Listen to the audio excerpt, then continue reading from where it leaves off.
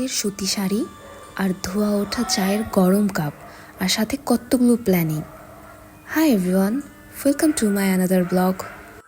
একটা শান্ত নরম সকাল আর কত কত প্ল্যানিং।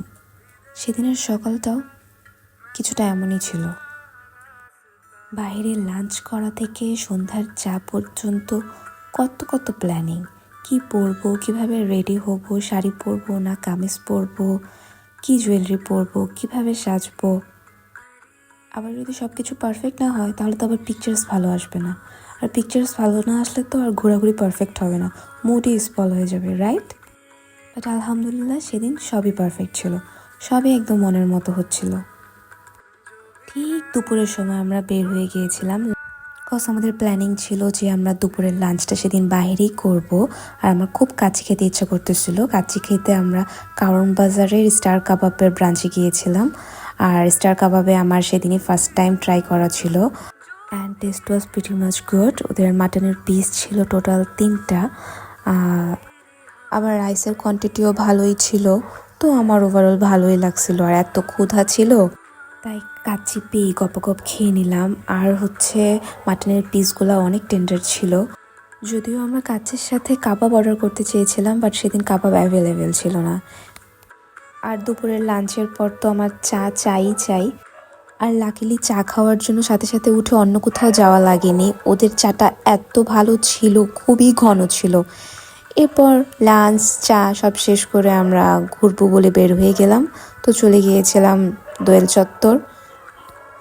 এখানে যতবারই আসি ততবারই আমার মাথাটা নষ্ট হয়ে যায়। প্রথমে এত সুন্দর সুন্দর অ্যাস্থেটিক জিনিস দেখে আমার মাথা নষ্ট হয়ে যায়, আর সেকেন্ডলি যখন মামারা এসবের দাম বলে তখন মাথাটা আরোই নষ্ট হয়ে যায়। এত প্রাইস, মিরপুরের দিকে এত প্রাইস না যতটা প্রাইস দোয়েল চত্বরের মামারা চায়। সত্যি কথা বলতে হোম ডেকোরের আইটেমস না আমি এখন ওখান থেকে কিনা বাদই দিয়ে দিছি। এখন মনে হয় এই যে 10 হোপেরগুলোতেই অনেক রিজনেবল প্রাইসে সব কিছুই পাওয়া যায়। বাট তাও এখানে গিয়েছি আর কিছু না কিনে খালি হাতে বাসায় আসবো, এটা তো আমার দ্বারা সম্ভব না। তাই ল্যাম্পের জন্য পরে কত বার্গেনিং, কোনো মতেই উনি দাম ছাড়ে না। কত কাহিনী করে ওনাকে বুঝায় সুঝায় এটা নিলাম, আর এটা নিয়ে মেট্রোতে আরেক ঝামেলা, আমরা নাকি মেট্রোতে যাইতে পারবো না এটা নিয়ে। সো মেট্রো ক্যান্সেল, এখন আমাদের হাতে অনেক সময়। তাই খুঁজে সুন্দর একটা চায়ের টং বের করলাম। এখানে এসে খুবই ভাইব্রেন্ট একটা আমেজ ছিল, আর একটা শীত তো পড়েই গিয়েছে। শীতের মধ্যে টিএসসিতে চা, কত সুন্দর একটা সময়। অনেক দিন পরে গিয়েছিলাম, সো ওভারঅল অনেক সুন্দর সময় কেটেছে। মেট্রো মিস হওয়াতে একদিক দিয়ে ভালোই হয়েছিল যে আমরা এক্সট্রা টাইমগুলো পেয়েছিলাম।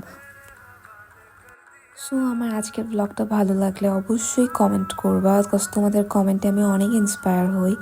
Till then take care and bye by.